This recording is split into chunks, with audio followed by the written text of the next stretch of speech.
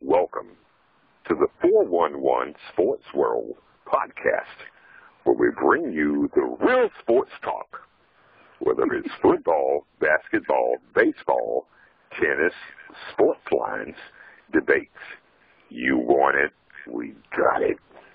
We give you clear, concise sports knowledge for sports fans across the globe. Now, introducing the panel of experts. Welcome back, Lacey Dawson, Zach, the calculator, and your host, Mr. 411. All right.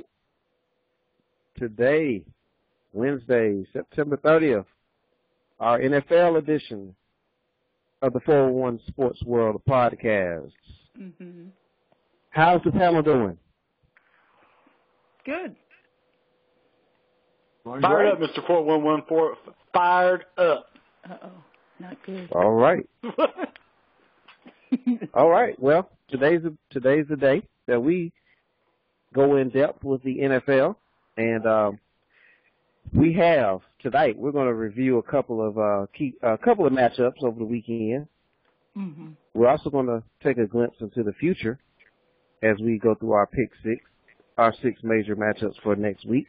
We have some sports lines that we'll cover for those who like to make friendly wagers. And also, we're going to discuss teams that are undefeated and also a few teams that haven't won yet. But before we get into all that, man, it's the fall, and it's time for the fall TV series and all that good stuff. And I hear that there's a lot of people gathering around the TV tonight. Mm-hmm. And they'll be tuning in once we upload our podcast. Of course. So, but we have time to get that ready for them. But, Pamela, since it is that time of year, man, I remember growing up, and I couldn't wait for the A-Team to come on. Ooh. I couldn't wait for MacGyver to come on. I couldn't wait for Knight Rider. I couldn't wait for Alf. Alf. So, yeah, so with all these TV shows and everything that's going on, Lacey, we'll start with you. What is one of your favorite television series to watch? Right now? Yes. I don't really have It can any be okay. favorites. I mean, it's fall, and so we got all the new shows that are coming up. Got a lot of older shows coming back. I mean, there's stuff that I watch, but I haven't really gotten into anything this year so far. It's still pretty new. I do have to say that my favorite guilty pleasure that I won't admit it if anybody ever asks me outside of this podcast, but Big Brother was just over. I've been watching that for probably about the last 7 or 8 years, and it's ridiculous, and I know it, but I enjoy it. It's mindless. Wow. That just wrapped up, though. It's Big Brother 30 now, right? I have no idea. Okay. Well, hey, people like to watch Survivor and all that other stuff that come on, The Bachelorette 12 or whatever. So No, none of that. You know. Hey, what's wrong with Big Survivor? Well, you tell me, because I haven't seen it since, I don't know, 10 years ago. Really? Yeah. I saw it the one time when that guy Izzy was on there, and I got mad because he was the best one, and they voted him off the island. Well, that's so part I never of the watched strategy. it again. See, there's That's a just strategy. stupid. They were all starving. He was the only one that could catch any fish. He's shimming up a coconut, whatever you call it, a palm tree to get some coconuts, whatever. and they voted him off. They were like starving. Stupid. Wow. So they're playing with the kill it to see who's the starve to death. Steph the last, last or something. What is Wait that? for $1 million. They say I'll starve to death. Yeah. Wow. That's okay. Yeah, well, I would have to keep that person. I would have to keep that person around at least to the last round. Yeah. Then I would store all the food and then vote him off. We know how you would do. Yeah. So, calculator, what's some of the show? What's your show?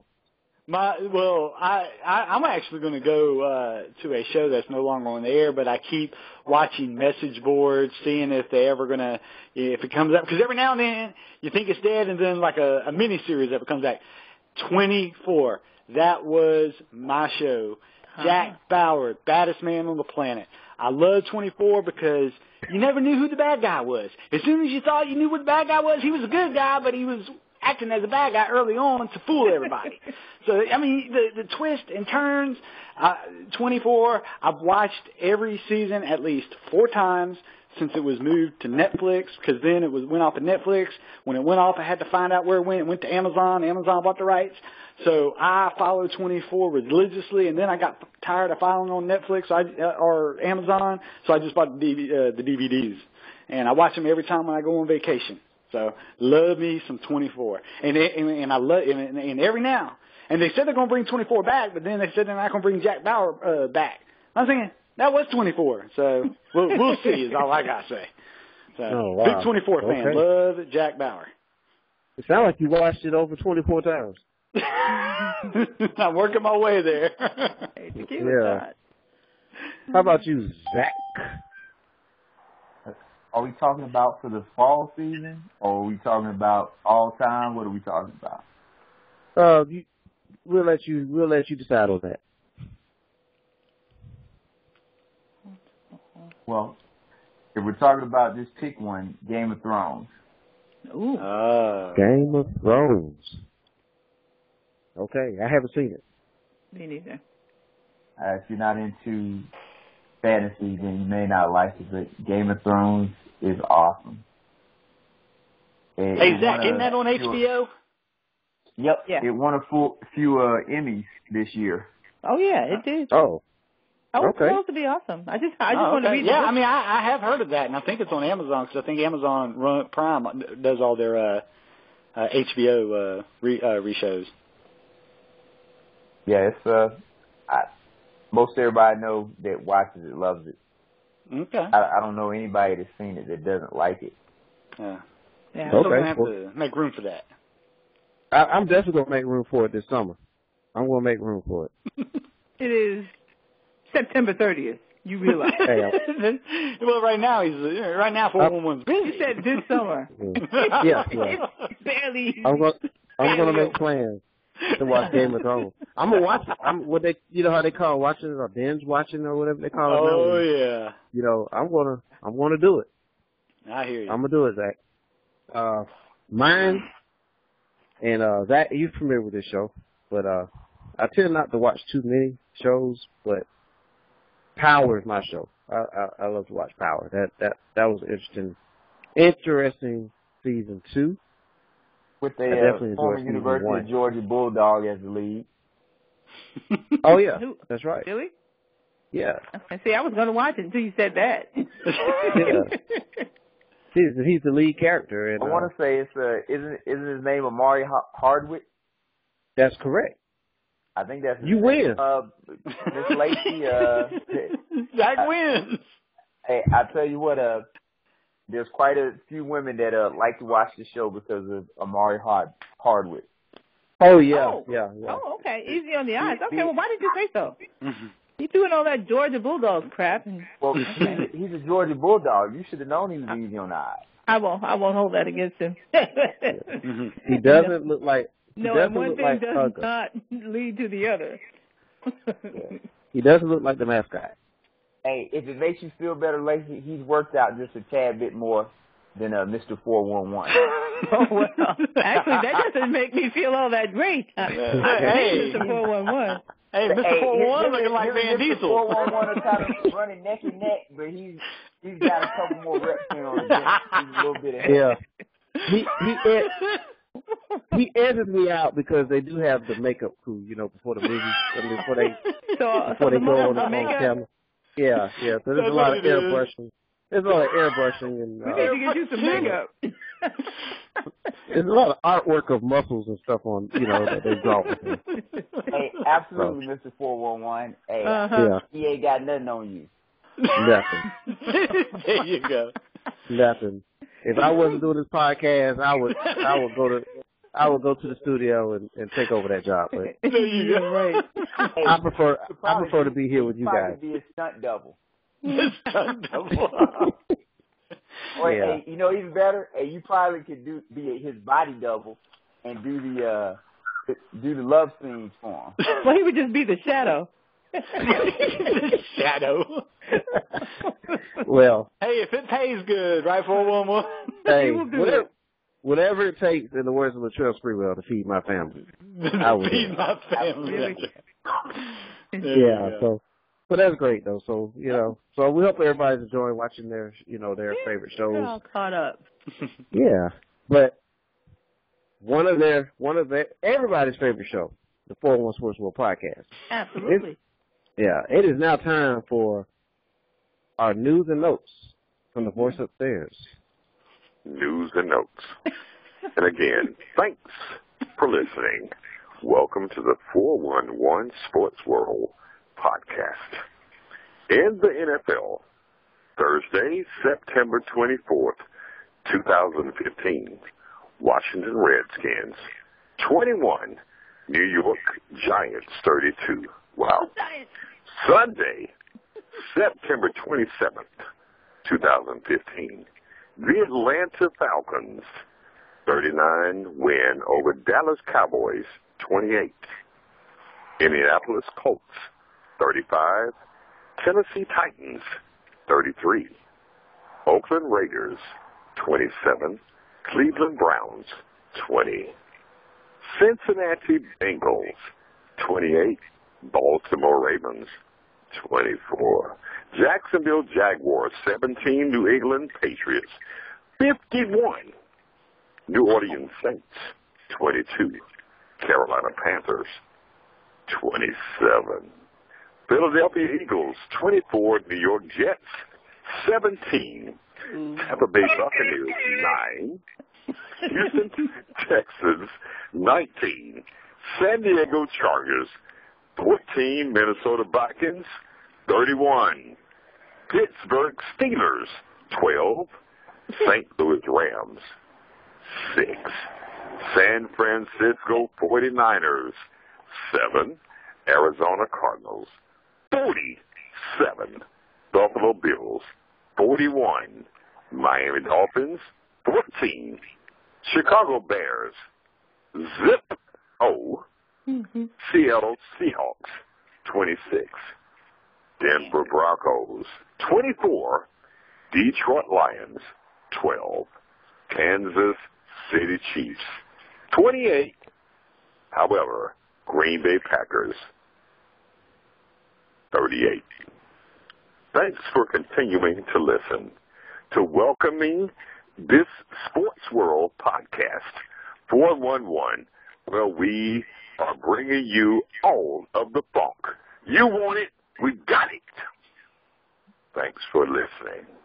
All right. All right. Mm-hmm. We appreciate the voice upstairs. Now, we have two games to review, Pamela. So we'll go ahead and get this over with, Lacey. The Eagles at the Jets. Uh-huh. This was the big game where the Jets decided to wear all white. They asked their fans to come into the stadium in all white.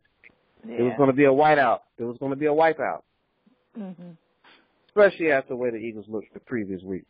Yeah. Eagles 24, Jets 17. Yeah. What happened? The Jets were just overconfident. They were cocky. They weren't prepared. They were just stupid.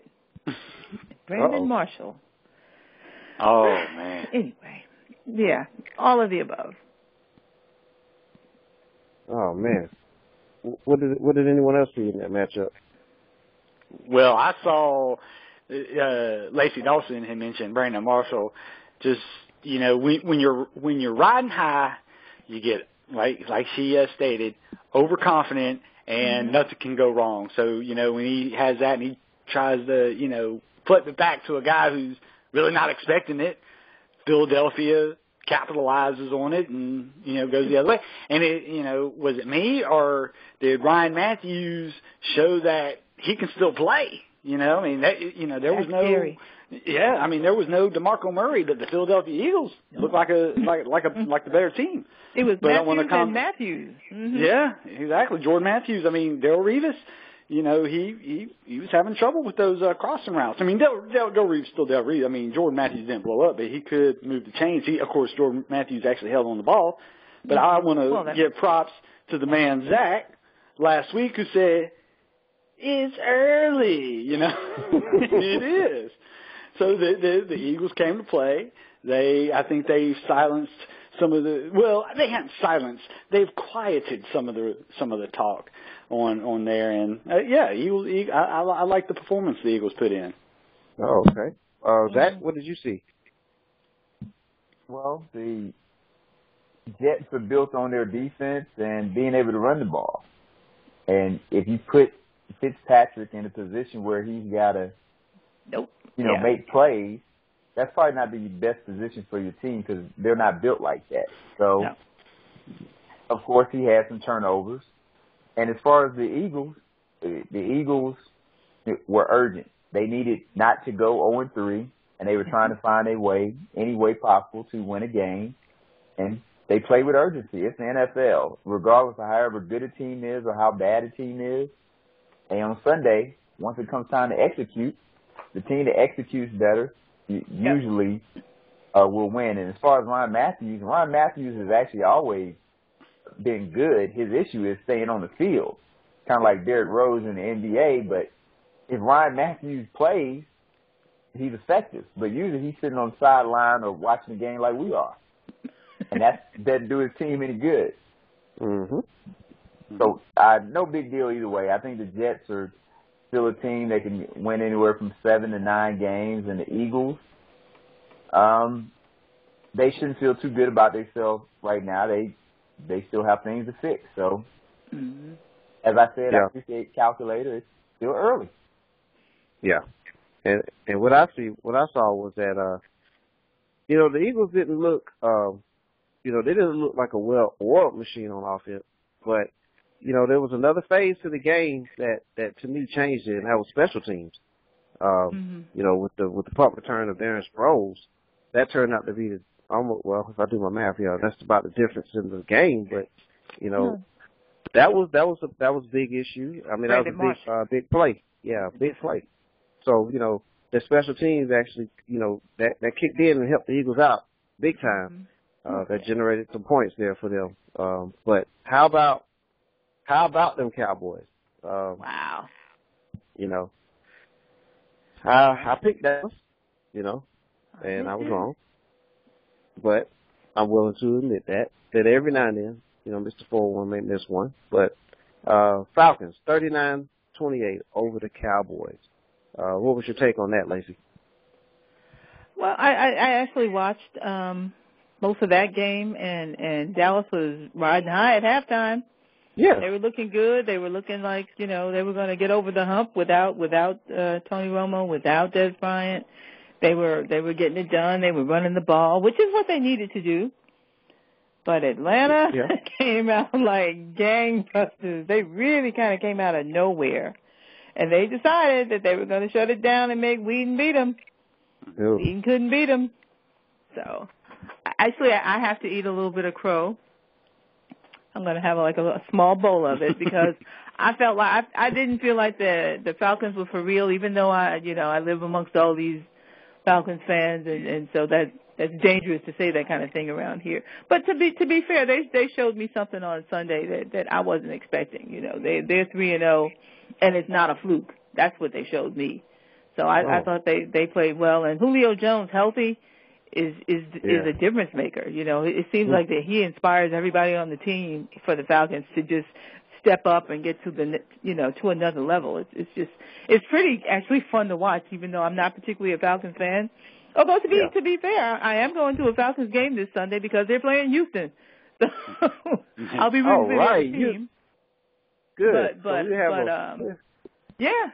honestly, they showed me something that I hadn't seen, and I will eat that crow and say Atlanta looks like they are the real deal.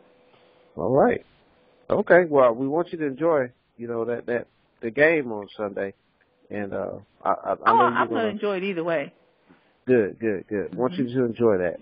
NFL action live. So that's good. Calculator. I want to go a little bit along the lines of that Julio Jones comment. It looks to me like Julio Jones fits the old cliche that he makes everyone around himself better. Because when he is on the field, he made Devontae Freeman look like a stud. I mean, because they had to, go and triple cover Julio, so Devontae Freeman's getting, free runs, through the line. I mean, he looked like a gangbuster. So then they say, okay, well, let's stop Devontae Freeman. Well, okay, well, then Julio Jones is going to burn it. So it's a pick your poison. Is it going to be a nightmare for defensive coordinators to try and, to game plan for that? And that's going to make Dallas a very dangerous team. I also think the new coaching staff that has come in here, great halftime adjustment. Of course, we had people on the couch, like myself, watching the game saying, okay, why are you not playing 9-man fronts? Why are you letting them run the ball?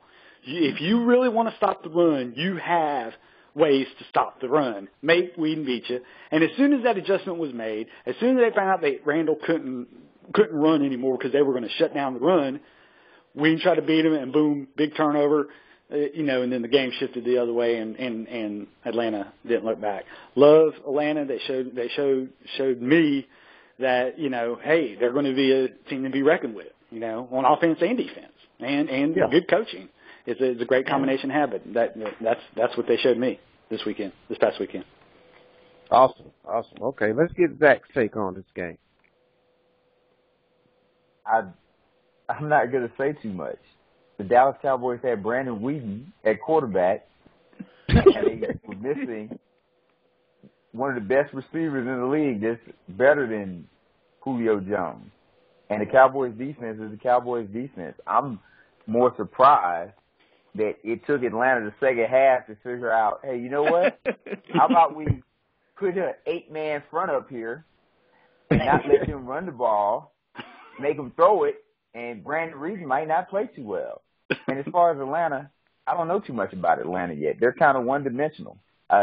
Julio's catching a lot of passes right now, which is great. But I don't necessarily have faith in their running game. Mm-hmm. I picked them to win the division before the season, but I picked them because of the division they're in and the schedule. I don't think that they're I don't even know if they win a first-round game, but they'll make the playoffs, so they did what they were supposed to do. They just took too long to do it, so they're not really going to get any credit from me. Hey, all right. And great take. My take on this is Julio, but who else? So who else is going to who else is going to step up? Because I look at the targets. I mean, Matt Ryan, 20 targets to Julio Jones. But where was Rodney? Where was Hankerson? They didn't need him. I mean, but when you're going up against teams, and Dallas would have been one of those teams that have more to offer, you got to do more than just hone in on one player. But they did get the job done. They had 3 rushing touchdowns. Yeah. Yeah, and they did get the 3 rushing touchdowns, but I mean, I think Freeman wasn't even the starting back heading into the season. You guys can help me out on that, but he did get 3 touchdowns, whoever he was. Yeah. But I can hit a shot from half court too. Really? Every now and then. Are we really gonna go there? Yeah, every now and then, I can hit a shot. Is this before or after you finish working out so you look like Vin Diesel? Who's picking Atlanta to go to the Super Bowl? Is anybody on here picking Atlanta to go to the Super Bowl? Heck no. Well, not quite yet, but Nah. They did win the game. I mean, they did. They did what they were supposed to do. They paid their child support. Good job. They get a golf clap. Wow. Golf clap. Yeah. Well, let's see what adjustments Dallas can make this week. They're heading to New Orleans. Atlanta's at home at the Lacey Dawson Bowl. They'll be playing against Houston. So that should be Whedon versus McCown. That should be a little interesting. Wow. Okay. I guess the fans will be lining up for that. Oh yeah. Well, how about this, guys? We just mentioned the Atlanta Falcons, but I'm going to list some 3-0 teams. Oh. And I'd like for each one of you Okay. to let me know out of this batch who's your Super Bowl favorite. Just out of this group now, 3-0 teams. And which team will fall back to planet Earth? The Carolina Panthers. You have Atlanta Falcons, Arizona Cardinals, New England Patriots, Cincinnati Bengals, Denver Broncos, Green Bay Packers. Huh? All those teams are 3-0. Oh, wow. Did I miss any of them? Is that about right before we move forward? That's about right. Okay. So out of that batch of teams, Lacey, which one, in your opinion, is a Super Bowl favorite, and which one is going to fall back to planet Earth? Super Bowl. Okay, we got NFC, AFC.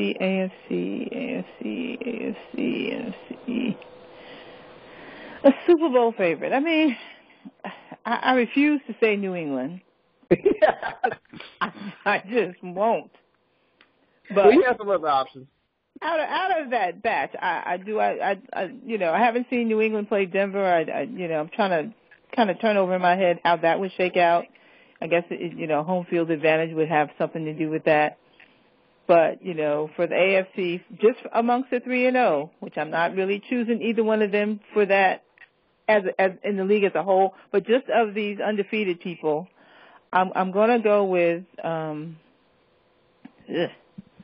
don't like either one of them, but I have to go with New England in that case.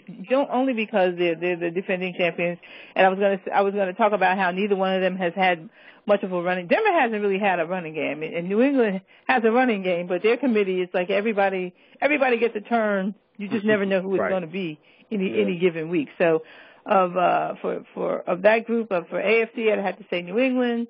For NFC, you got to go with Green Bay from this group.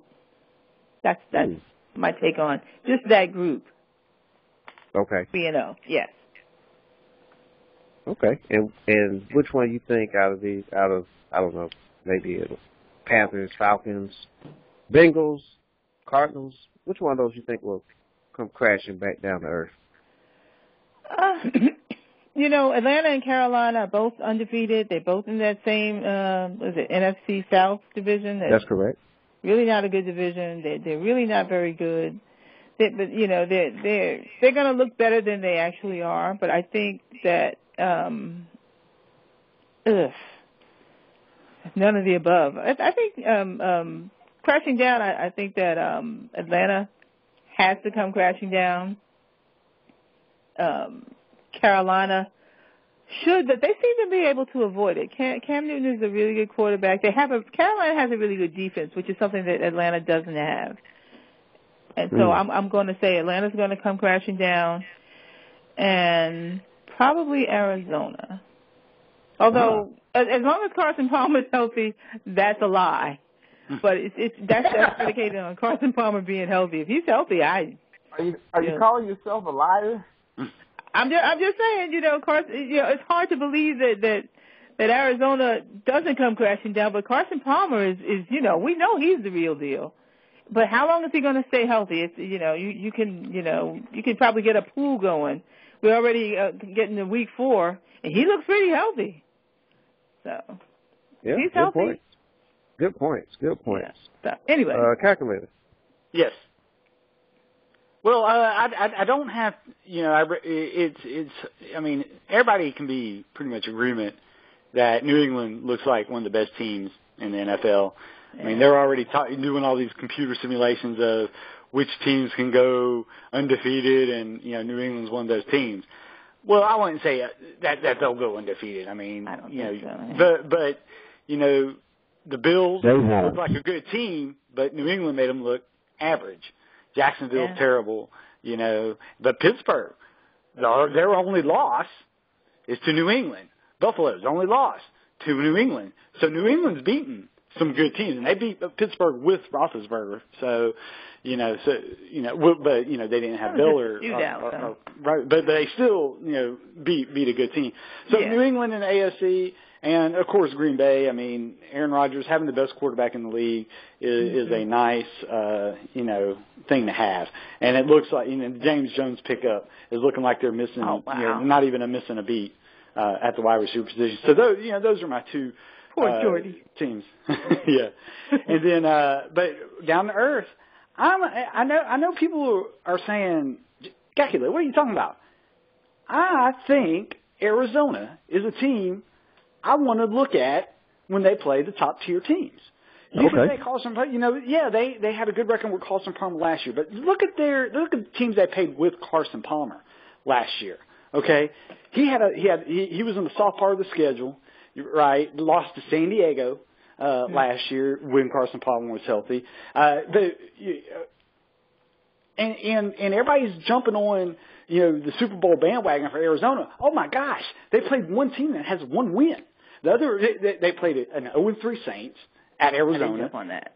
They played an 0-3 Chicago Bears, who pretty much been beaten by everybody, and then they played a 1-2 San Francisco team at Arizona. So. I'm sorry. I want to see more. I want to see them play Seattle at Seattle. I want them to play St. Louis at St. Louis. They actually have St. Louis this week, but it's at Arizona. I want to see what that team can do with Carson Palmer. Yeah, a healthy Carson Palmer, because they're a better team with him, no doubt about it. But I want to see what they can do on the road against better teams before I start anointing them Super Bowl champions. And I think they will come back to earth. I really do. I think once teams that are decent play them. Yeah. I think that teams say, okay, they can exploit the weaknesses. So there's weaknesses out there. Other teams are going to be able to find it. They just gotta they gotta be able to maintain their game, but they gotta be disciplined, because a lot of teams like Kaepernick, those interceptions were just really inexcusable. But still, they're going to play teams with better quarterbacks. And they're going to have to play. They're going to have to play. I mean, three out of their first 4 games are at home.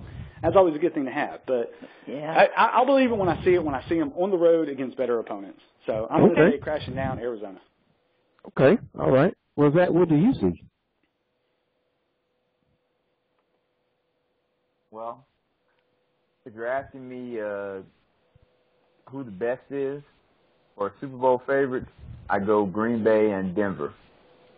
Ooh. Denver, okay. And I guess just to elaborate on the Denver pick, Denver is, quote unquote, kind of playing ugly right now. Don't necessarily score a lot of points. They muck the game up. But they do the one thing that travels really well in the playoffs, whether you play at home or play on the road. They play defense, and their defense is creating turnovers. It's one thing to get a turnover when the quarterback just kind of makes a boneheaded play and tosses you the ball. It's another thing when you're putting pressure on the quarterback and you strip him, cause a fumble, or you make him make a decision to give you a turnover. And that's what Denver's doing right now. Denver defense can win the battle against New England's offense. They have Talib, who's used to guarding Gronkowski, or used to guarding a tight end, based on how he used to play when he was with Belichick. So I'd put them as my favorite. And if you're asking me who's going to come back to earth, I guess that means, are you saying like finish 6-10, 7-9, 8-8, something like that? Yeah. We know they won't crash and burn. Hey, and not a one of those teams comes back to earth, and all of them make the playoffs, with the question mark being the Panthers, who are going to be right there to make the playoffs, because they're probably going to end up with 10 wins. And I didn't have the Panthers in that picture, but Cam is actually playing like he belongs in the NFL finally, as far as being I ain't gonna say elite quarterback, but he's playing like a number 1 pick should play, and elevating the guys around him. Yeah, He's definitely doing that because there was, of course, we know about the Benjamin injury at wide receiver before the season even started. Mm-hmm. And, there's a big question about did Carolina have any firepower? And, it looks like Cam. Getting it done. Mm-hmm. Yeah. Yes, he can. So, we will see. Give a shot. I'm going to be drunk. Yeah. And I have the Patriots. That's, obviously in one of our previous shows, NFL previews, I've selected the Patriots to battle the Seahawks in the Super Bowl again. So I still have New England as the favorite now. Now a team that I'm waiting on is Cincinnati Bengals. This team has made the playoffs, multiple times and it went home in the first round multiple times. So I want to see, because there's still Pittsburgh in that division, so I want to see if Cincinnati is going to continue to win at this rate, and we'll find out. And that's just a team I want to keep an eye on, because I'm a little concerned about their running game as well, because that has not shown up yet. It has not. But Dalton has been playing better than he did in the preseason. Yes. Much better than he has in the preseason, but let's see if they can keep that up. But Mr. 4-1, doesn't that make them even more impressive that they are 3-0 without the dominant running game that they're used to leaning on? Well, not to me. Played Oakland. Yeah, not to me, because like Lacey just mentioned, there was Oakland on there, and there's the Ravens on there. Well, that's the only loss Oakland has is to Cincinnati. Oakland has since won. Really? Yeah. 2 games. But Oakland, are we really ready to anoint Oakland? Well, I'm just saying they're probably not as bad as a lot of people think. Yeah. I didn't think they would be that bad. So. I need to see more. But, time will tell. It's a long season. That's why they play 16. And we'll find out. Artist. Yeah. Yeah. And this is on tape. So, or MP3. But now, who's going to replace Cincinnati? Just real quick. Baltimore replace them? 0-3. I mean, Pittsburgh's without Roethlisberger for 6 to 8 weeks, and Cleveland's that's going to make a difference. Yeah. So I mean, even if they come back to earth, they still probably going to win the division and lose in the first round of the playoffs. Well, Mr. 401 has predicted in August that the Steelers were going to win the division. So. At best case, I think I may have had Cincinnati as the wild card. Mm-hmm. And even if they do get in as the wild card, let's see if they can, beat Houston in the first round finally, Okay. But, okay. Mm-hmm. The 0-3 teams, I want to go out on a limb, okay? I'm going to list these teams, and I'm going to go out on a limb that we all agree that this one team is going to have the most likely chance to make it, and then we can elaborate on that particular team. Here are the teams. Chicago Bears, Detroit Lions, New Orleans Saints, and Baltimore Ravens. Is it safe to say that we all will say out of this batch, the most likely of teams to make the playoffs are the Ravens? Is that fair to say? Well, I mean, I out of those teams, yeah, I think they're the most likely. Okay. Those teams, The Bears, Lions, the least likely is Chicago. Yeah. They are putrid. Correct. They are something smelly that's stuck to the bottom of your shoe. They are disgusting. Repulsive. I was looking up different ways to say awful and terrible, so just bear with me. Let's see. Dreadful, they are hybrid. Terrible, repulsive, rotten, crappy, just downright. Well, now Chicago, they did play Arizona, and they did play Seattle. I mean, those pretty tough teams there. To start off the year in. Okay. And you know what else they did? They didn't look good. They didn't look good against any of them. Oh, and Green Bay. I mean, this is the 3 teams. And they didn't look good in any of it. A lot of those 3 teams make a lot of teams look not so good. All of their best players are like on the injured list because they just don't want to show up to work. That's my opinion. I don't think they're hurt at all. Yeah. I don't blame them. So in the interest of time, I guess that's enough for the Bears talk and the Lions talk and the Saints talk. But the Ravens. Okay, guys, we'll start with you, calculator, then Lacey, then Zach. Mm-hmm. Ravens. Are they going to make it back in? If so, why? If they have a chance because of the division they play in with the injury to Roethlisberger. I think that was the door that got cracked open. It's like, okay, now we got a chance because they get Pittsburgh at Pittsburgh this weekend. I actually think they're going to win that game. All they need is light. No big deal. Okay, you still have Flacco. He's not an elite quarterback, but he's won some Super Bowls. He shows that when the back is against the wall, he can rise up to the occasion. And Steve Smith, he's going to go out fighting. I mean, he's been a fighter his whole life, and he's just going to be gangbusters the rest of the way. And he's going to say, okay, get on my shoulders, and we'll see what we can do. The defense is going to have out. The Terrell Suggs injury has been more hurtful than a lot of people thought it would be. But I think they will rally around. I think Flacco will lead the way, and I think Harbaugh will have something up his sleeve to rally the troops and at least try and get them in position for a wild card. All right, Lacey, do you think they're going to rally? I think that the calculator is absolutely wrong about this, and it has more to do with the schedule than actually whatever level of talent that Baltimore has. They have not established a running game, and we're in week 4. I mean, it's still early, but that is something that has to show up in order for them. Joe Flacco, we were talking earlier about a quarterback that is not equipped to just strap the team on his back and take off. You have to have a running game in order for Joe Flacco to be effective. Until they get their running game together, Joe Flacco is not going to get them to where they need to be. They've got to play the AFC West. And they've already played the easy one. Well, they played Denver and Oakland. Oakland was supposed to be a gimme. They've got Cincinnati twice and Pittsburgh twice. And even though Pittsburgh is not who they ought to be, Baltimore looks bad. I wouldn't have predicted that. I thought they were going to take a step back this year, but I didn't think they were going to take like 2 giant steps back.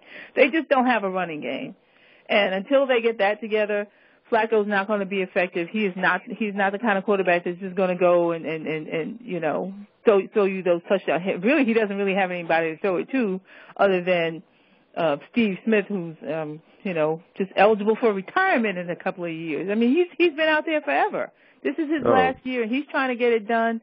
But they got to get a running game, or they are done. And I don't see how they come back from 0-3. With the schedule that they have to look forward to. So. Well, Zach, you heard Lacey's take. Do you agree? Of course I don't agree. That's why you saved me to last. I'm just going to make this very simple.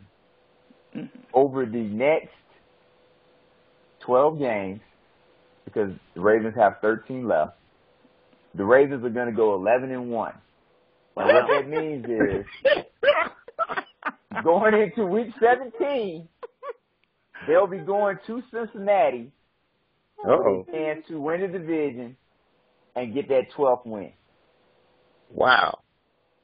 Now, what you have to look at, the Raiders are a little better than what people thought they were going to be. Yeah. And Baltimore has had to deal with injuries, i.e. they lost Suggs, who is a dynamic pass rusher, first week of the season. They got to adjust to that. Their first-round draft pick, wide receiver Perriman, hasn't played because he's been injured. But he's going to come back, and he's going to catch some deep balls, or he's going to open up the defense.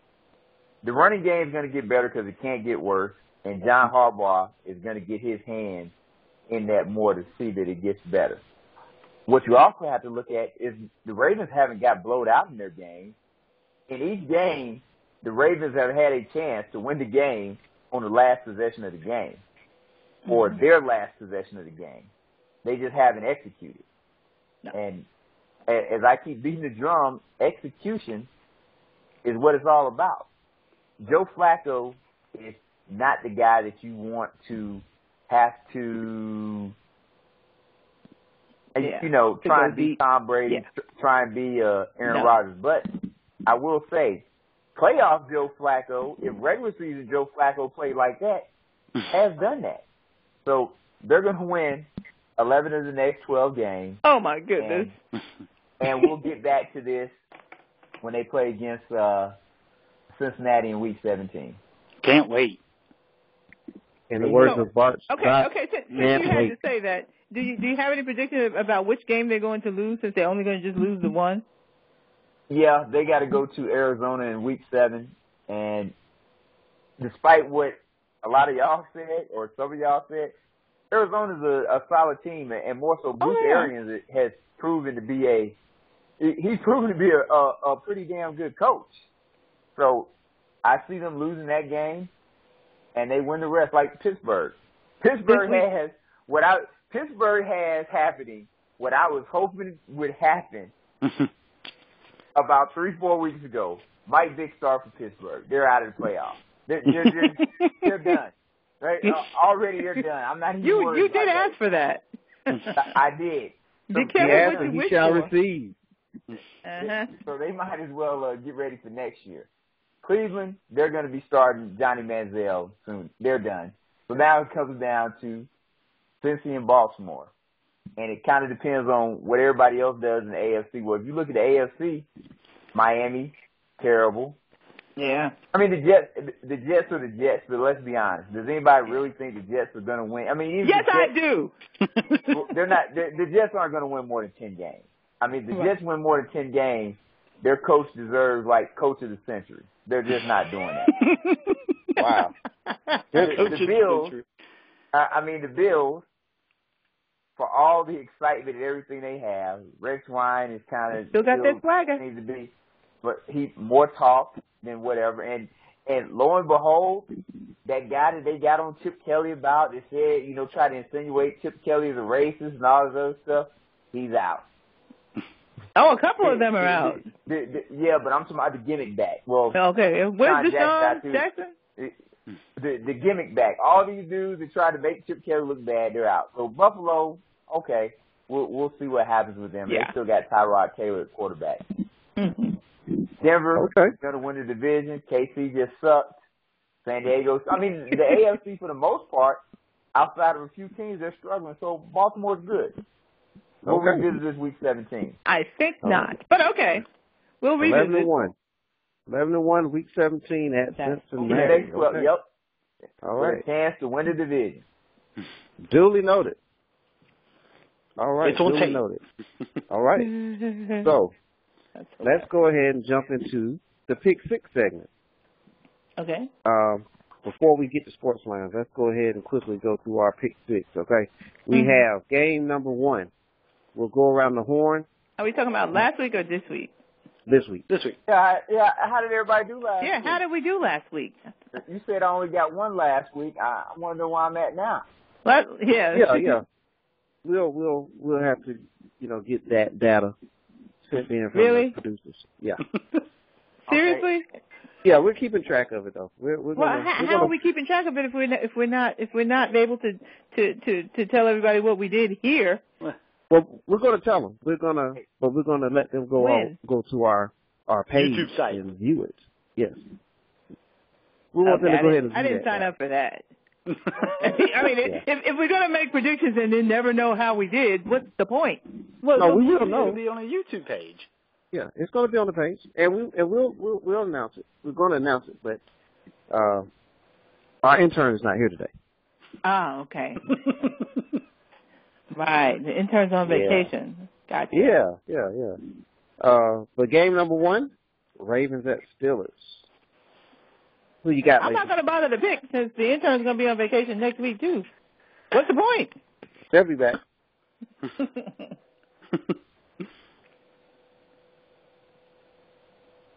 Ravens, Steelers? Well, you already know my answer, so you don't really have to ask me. I just sit there and go, 11 is the next 12. And lose to Arizona, so anything doing with the Ravens, you don't have to talk to me until Week 17. Yeah. Gotcha. And the calculator's picking Baltimore just because they're playing against Michael Vick, so. Hey, that's a good pick. Hey, how much did the line change? Even though they probably didn't have a line out for this game. Well, actually, they did that. The line opened up. Believe it or not, the line opened up at Baltimore -2, And then last time I checked, it was actually a pick'em. So people were picking Pittsburgh, moving the line to a pick'em. As will I. And as will I. So we have Lacey. We have 411. And then on the other side, the dumb side, we have Calculator. And Zach. That's perfect. You called me on the dumb side too with the Dallas Atlanta pick last week, but that's okay. Hey, don't say nothing, Calculator. Don't say nothing. Okay. don't say nothing. Okay. Yeah. Because anybody that would go with the weed in should not use the dumb word. So Ravens, I'm going to keep these scores myself in case the intern is on vacation again. So for the Ravens, we have Zach and the Calculator, and for the Steelers, we have 411 and Lacey. Exactly. Okay. Now, Jets at Dolphins. Ooh, I like this one. I 411. Tell everybody where this game will be played. London, 9:30 a.m. 9:30 a.m. London game? I thought it was early in the morning. Oh my goodness! You get free football. You can get up in the morning. You can brew some coffee and enjoy some football. That means you have to have your lineup set really early. Exactly. You can't. You can't wait until 1 o'clock. I can't even wait until Stephania Bell tells me who's going to be active. Yeah. Correct. Well, Stephania might get up at 5:30 in the morning for you. So I'm gonna have to email her. Yeah. Watch the NFL Network. They'll have actives and inactives for that game. But I think that's a great tease for our fantasy show that's coming up. So Jets at Dolphins, London. I think we all know where they stand. Go Jets. Okay. All right. All right. Cal? I'm going with the Dolphins on this. I think they straighten things out. I think they'll be able to exploit the weaknesses that the Jets seem to be having. Eric Decker is really important to the Jets, and I think that I think Cameron Wake is going to wake up as a 411. I like that one, Cal. Shots, damn it! I wasn't expecting that from you, Calculator. Yeah, I couldn't help it. It's rubbing off on me. But I think they generate the pass rush they've been needing. I think Tannehill finally gets it straight, and Lamar Miller comes to life. So I'm actually picking the Dolphins to win this one in London. All right, and you are officially off my Christmas card list. All righty then. Calculator X. Who's next? 411 Jets. Thank you. Christmas card for you. Thank you. And you're pretty smart tonight. You're pretty smart tonight. We have the same game. That makes me very nervous. Zachariah? I thought y'all had me down. I don't pick the Bills or the Dolphins. It's the Jets. Hey, at least he didn't go with none of the above this time. Huh? It's the Jets, I don't pick those teams. It's the Jets, not the Bills. It's the Jets. Whoever it is they playing, the Bills or the Dolphins could be playing. Gotcha. Vanderbilt. And I'm picking Vanderbilt. You just can't bring yourself to say it. I understand. Wow. Okay. Well, I can say the Jets. I'm just saying that I shouldn't have to. Okay. I've already said it. You said Bills and Dolphins. Okay, gotcha. The next game, Giants at Bills. Go ahead and put Zach down for Giants. Okay. It's easy. Giants. This is too easy. You can put 411 down for Bills. And now it's up to Lacey and the calculator. Lacey, calculator. So, you're going with the Giants, right? I don't know. Technically, they're both New York teams. So, okay. I'm trying to be impartial. All right. Well, I'm going to put the calculator down for the Bills. Oh. Calculator. Buffalo. But they're playing in Buffalo. Because they're playing in Buffalo, I will have to go with Buffalo. All right. Well, you're the lone wolf on that one. And I think the lone wolf for the Dolphins-Jets matchup was a calculator. So, yeah, all right. That is correct. we're going to have some movement in the standings. Okay. So with three deep, we got three more. So. Yep, Chiefs. And Bengals. Really? Chiefs at the Bengals. Bengals. Calculator. I gotta go with the home team. Going with the Bengals, and with Casey coming in off of a short week, a little beat up. Yeah, going with the Bengals. Okay. So it's 4-1-1. Okay. That leaves Zach and Lacey. Lacey says Bengals. Yeah, the Bengals. Who goes with Alex right now that's got good sense? Yeah, that's sweet. Yeah. Who would take Kansas City? He's got to do something a little bit better right now. So, no, I got Bengals. Okay. Clean sweep there. What about Texans at Falcons? Does everyone have the Falcons? Everyone does not. I have the Falcons. Right. All of you have the Falcons, I'm sure. Yeah. Yes. All right. Just for the sake of peace in my house, I have to take the Texans. Hey, wow. I have the Falcons, and just to be clear, I went 4-1 last week with the abstain from the Dolphins-Bills game. Well, I only got the Jets game wrong. That is excellent. And the Jets got that game wrong as well, so it kind of makes sense. Okay. They forgot that they had to actually prepare for it. But Falcons, they're playing at home. They play pretty good at home. Matt Ryan. Julio catches another 10-plus balls. All right. Lions at Seahawks. Are we unanimous with Seattle? Absolutely. I don't see how we couldn't be. Yeah. All right. That's the Monday night matchup, ladies and gentlemen. Lions at Seahawks. I didn't pick yet. Oh, okay. Are you taking Detroit over Seattle? Well, you got Matthew Stafford from the University of Georgia. Yeah, adjust this one up, please. Matthew Stafford, University of Georgia, has some great tools. He just has to read the defense a little bit better. You have Megatron, who's also from the great state of Georgia. Is he? Played at Georgia Tech. Yes, he Played is. at Tech. Yeah. Him and Demarius Thomas. You have Golden Tate, former Seattle Seahawks receiver, who was actually their best receiver when they won the Super Bowl. He's going to want to play well when he gets there. They drafted a nice young back, Abdullah, Eric Ebron. I mean, the Lions could go in there. Well, three of us have Seattle. Score 20-plus points. Really? Okay. Yes. So are you taking? Hey, but go ahead and put me down for the Seahawks, though. Even though that can happen. Okay. Now I propose since we have two games. Since we have two games where everybody agrees, I propose that we pick one more, just because it's a game that I think is going to be interesting. Is that okay with you? 4-1-1. I'm all for it. Let's go. How about Philadelphia versus Washington? Philadelphia. Oh,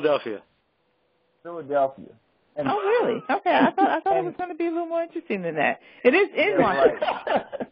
I take it you have Washington. Is RG3 still in Washington? But he's not playing. It's Kirk I don't care. Cousins. Hey, look, I don't care. He's like Slep Rock. He's just bad luck. Oh, okay. and look, and is Daniel Snyder still on the team? Okay. So never mind then. And can I ask a question with the producers? Why do we get a Dolphins and Bills game every week? Who cares about Dolphins and Bills? Every week. We need to talk to producers about that. Yes. We'll forge your request back.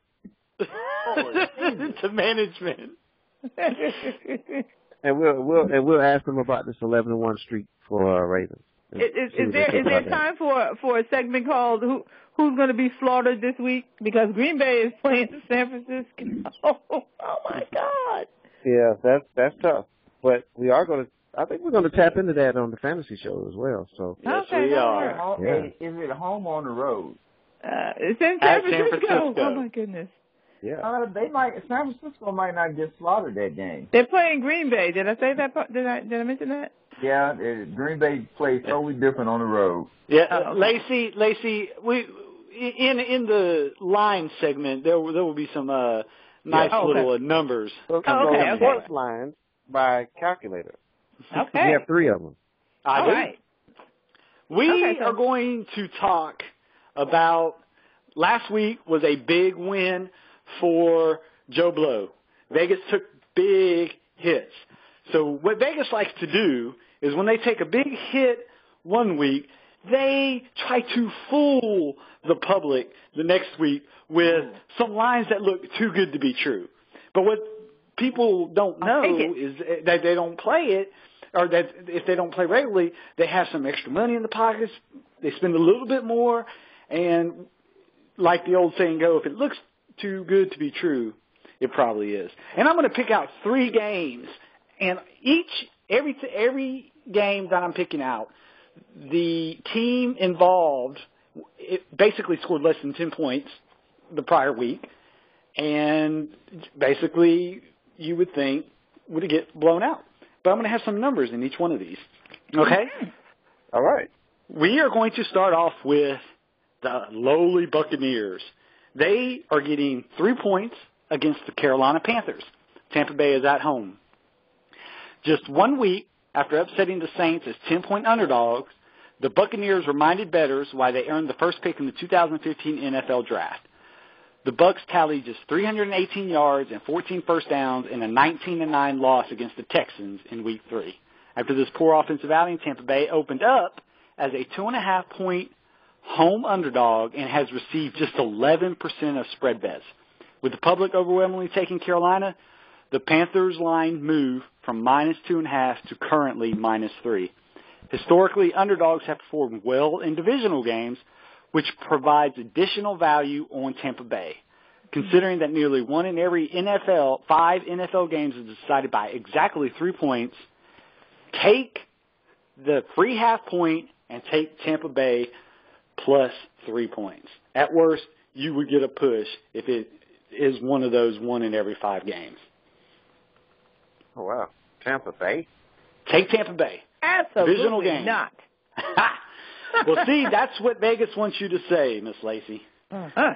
So if you want a friendly a little insider information, divisional games, take the home dog, especially if it's at 3 points.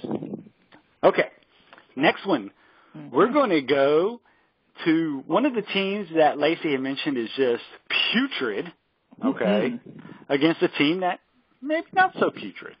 We are looking at the Chicago Bears +3 versus the Oakland Raiders. It is at Chicago.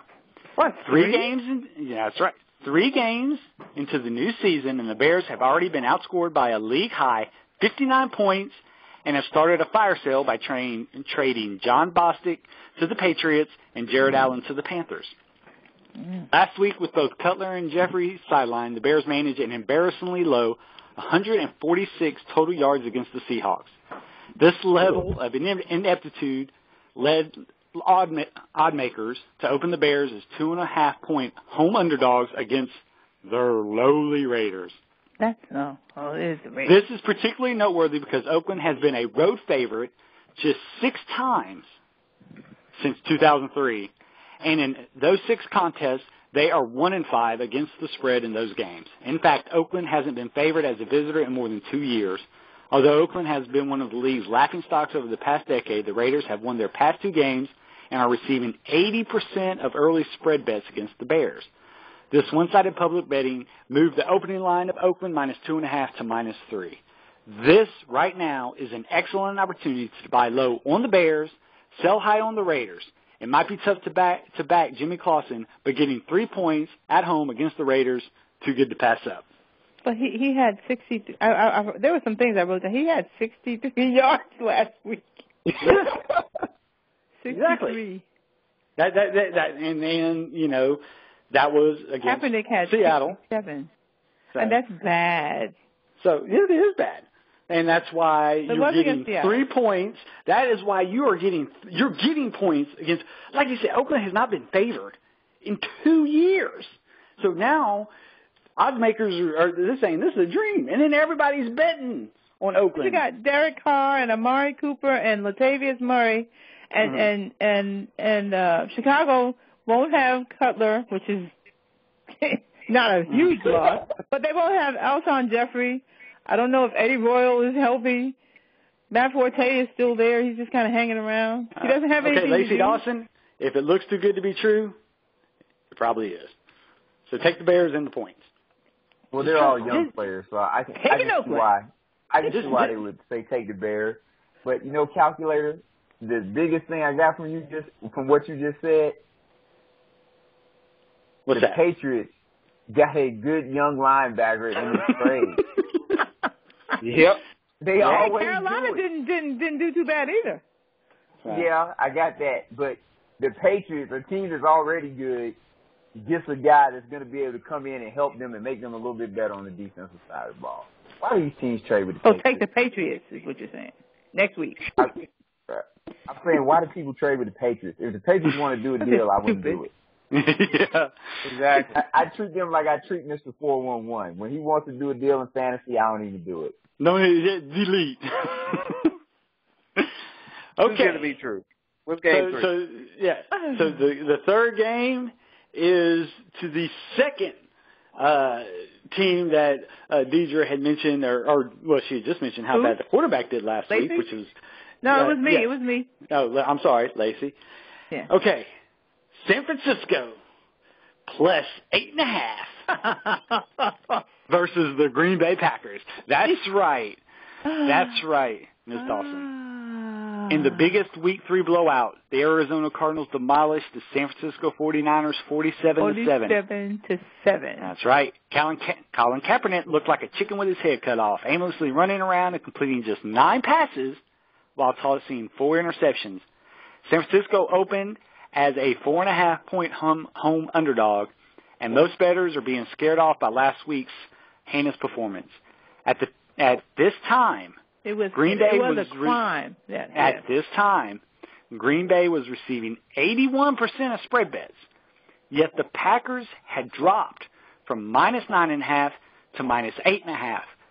This reverse line movement is an excellent indicator that early sharp money favors the 49ers. In other words, the wise guys are taking the 49ers this week. Since 2003, home underdogs of at least 7 points have gone 118-88 against the spread, which is that's a 57% clip, which once again provides value on the 49ers. It won't be pretty, but once again, you can buy low and take San Francisco plus 8.5. Oh my goodness! I mean, I'm gonna have to go against you 3 times in a row. You're doing that's what I want you to do. That's what I want you to do. Me or your lying eyes kind of thing, and it's not because of what you think. The only way that San Francisco doesn't get blown out by 2 touchdowns is garbage time, and that's the factor that I'm trying to think about here. That's the only thing that keeps this game that close. It's one of those deals when it's really not that close, but in garbage time they scored a couple of touchdowns when nobody cared. When it was like 30 seconds left in the game, they let them score. That's what I'm worried about. Okay. Garbage time counts. But history is favoring the 49ers on this one. You know that, don't you? But history can't be favoring these 49ers. See, a lot of the wise guys, they don't look at the game. They don't even watch the games. They watch the scores, and they watch the underlying things that drive the score. And all the numbers and history are basically putting this to where, hey, I'm going to put $500,000 on the 49ers plus 9.5. Now, if somebody is willing to bet $500,000 on one game, I think I trust that they know a little bit more than me. So, nope, I think they just have too much money. Nothing better. They got that money. They got that money by not watching the game, not betting with their eyes. No, they probably got it illegally. So if you're willing to let go of it that easily, then you came by it very easily. So 411. Can you want me to recap the games now? Please do. And then we're going to go into this day in sports history. All right. Tampa Bay, take your 3 points Division games are always close, no matter the records. Throw the records, throw everything out the door.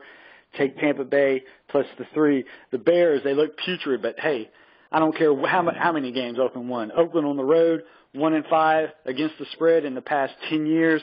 Go with the Bears, take the 3 points. And then San Francisco 49ers opened up at 9.5. It moved to 8.5. That means all the big and wise guys are betting 49ers. I like the wise guys more than Joe Blow. So take the 49ers, take the 8.5, and sit back and relax. Mm-hmm. All right. Okay. Well, if you're making friendly wagers, those are the games. Those are the games. All right, I got the checkbook out. Come on, top. I'm ready. Wow. Yeah, okay. Well, guess what? Is everybody ready? Ready. Mm-hmm. I'm ready. Zach's always ready for this. This is ready. He's ready. But I have a twist today. Not going to be a birthday. Not going to be a birthday. Thank you. I just want everybody to just sit back and enjoy this one. Today in sports history, this is a college football theme, but I was interested in this because just of the name of this particular game. In 1950, the 12th annual college football Crab Bowl Classic. Gotta love that name, the Crab Bowl. Do you?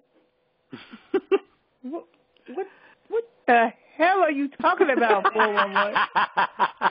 What are you talking? In college football, Lacey, they play these games. College? They play particular games and they give them names. Like, it's rival teams.